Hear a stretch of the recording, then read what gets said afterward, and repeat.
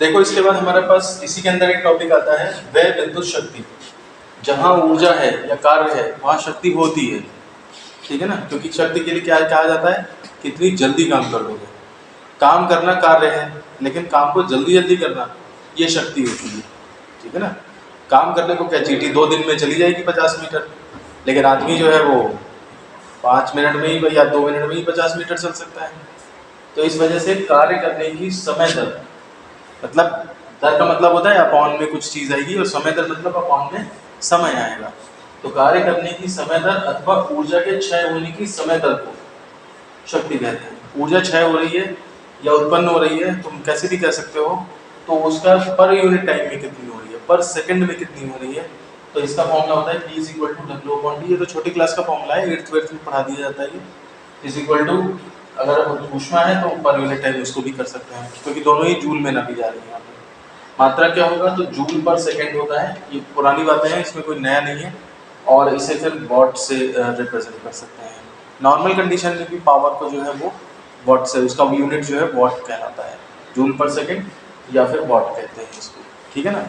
अभी इसमें हम हायर यूनिट्स तक की अगर बात करें, ठीक है ना, क्योंकि ऐसा होता है कि वॉट जो है वो बहुत नॉमिनल वैल्यू होती है। हायर यूनिट्स इसमें जो है वो तुम्हारी किलो वॉट हो सकती है। किलो वॉट का मतलब क्या हो गया, 10⁻³ वॉट। एक मेगा वॉट हो सकती है 10⁻6 वॉट। इस तरह की ये यूनिट्स होती है।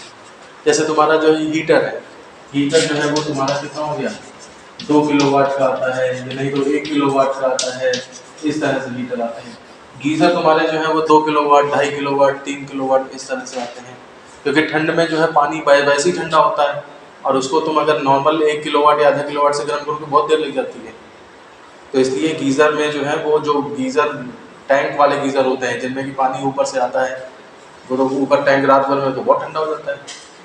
फ्रेश पानी हो उसको गर्म करना है, वो नॉर्मल कंडीशन में वो जल्दी गर्म हो जाएगा, लेकिन ठंड में जो है फिर इसलिए हमें ज़्यादा वॉटेज की ज़रूरत पड़ती है, ठीक है ना। तो ये हाई यूनिट्स तुम्हारी किलोवाट और मेगावाट इस तरह से हो जाती है। देखो ये वाला जो कार्य है, ऊर्जा है ना, ये वाली वैल्यू W की यहाँ अगर हम रख दें तो हमारे पास पावर का एक फॉर्मूला जाता है।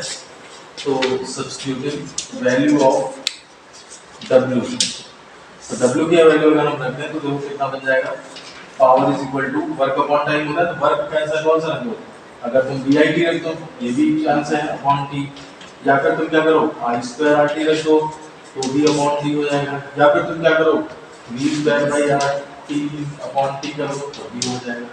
तो सब में से T कैंसिल हो जाएंगे, तो पावर का फॉर्मूला जो आ जाएगा VI या फिर I²R या फिर V²/R। ये पावर का फॉर्मूला होता है। तो दोनों अलग अलग रखने की जरूरत ही नहीं पड़ती, एक याद करो ये वाला पूरा, और अपॉन टी गैप कर दो तो तुम्हारे पावर के ये फॉर्मूले आ जाते हैं, ठीक है ना। तो उत्पन्न ऊर्जा कितनी है, विद्युत धारा का ऊष्मीय प्रवाह ऊर्जा कितनी उत्पन्न हुई है, और अगर पावर कितनी है तो उसी हिसाब से पावर इस फॉर्मूले से कैलकुलेट करी जा सकती है, ठीक है।